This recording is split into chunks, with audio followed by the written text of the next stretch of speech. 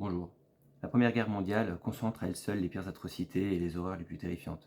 Je ne vous apprends rien en vous disant que cette guerre devait être rapide et ne pas durer. Or, dès la fin de l'année 1914, la guerre de position s'est déjà installée, fait rage et les soldats traînent dans les tranchées en cohabitant avec les rats, les poux et les puces. J'ai ici un article de journal relatant cette période de Noël sur la France mobilisée. L'article titré « Noël au canon, les fêtes en berne, le moral des troupes au plus bas ».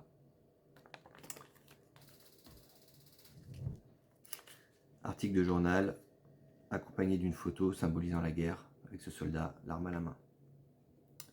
Le commandement français demande alors à la nation tout entière de ranimer le moral des troupes. De là, 3 sœurs, les sœurs Park, avaient décidé de se réunir pour écrire des lettres réconfortantes à 3 jeunes officiers envoyés sur le front, Augustin Arnaud, Charles Calou et Émile Escoffier. À l'approche de Noël, elles s'étaient mises en tête de leur offrir un cadeau. Les 3 sœurs n'arrivaient pas à se décider sur le cadeau à offrir et surtout ne savaient pas sur quel front avait été envoyé chacun des officiers. Elles avaient néanmoins chacune noté leurs idées sur les cartes de visite, mais n'arrivant pas à se mettre d'accord, elles décidèrent de laisser place au hasard. Ici, les 3 enveloppes prêtes à partir sur chaque front et distribuées au hasard. Donc les spectateurs choisissent une enveloppe et un officier, Augustin, Émile ou Charles.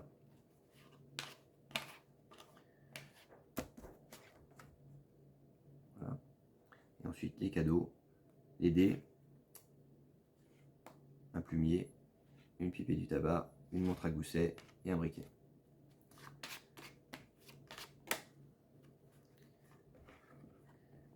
Donc je commence à demander à mon spectateur de gauche de placer sa main droite là où il le souhaite. Mettons, il place ici.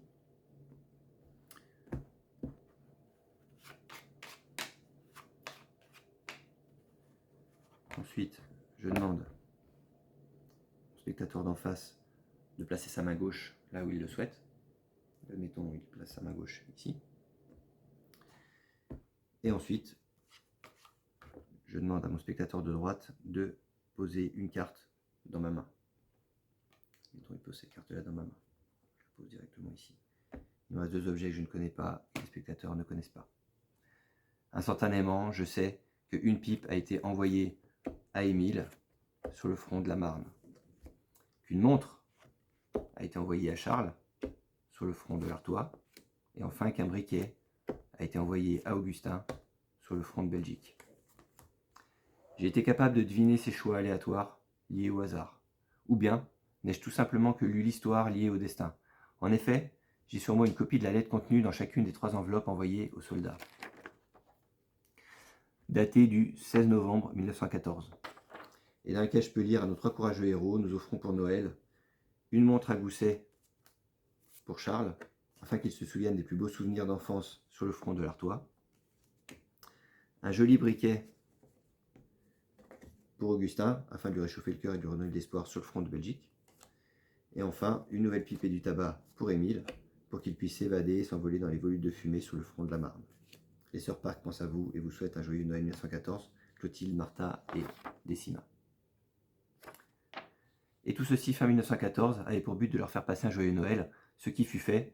Souvenons-nous de l'article de journal relatant les atrocités de la fin d'année 1914. Article, cette fois, intitulé « Un miracle pour Noël, une trêve salutaire, la paix sort vainqueur ». Et cette fois, l'article est accompagné d'une photo symbolisant la paix, avec ce soldat qui ne tient plus une arme à la main. Au milieu de ce cauchemar, parfois, naissent des miracles. Merci.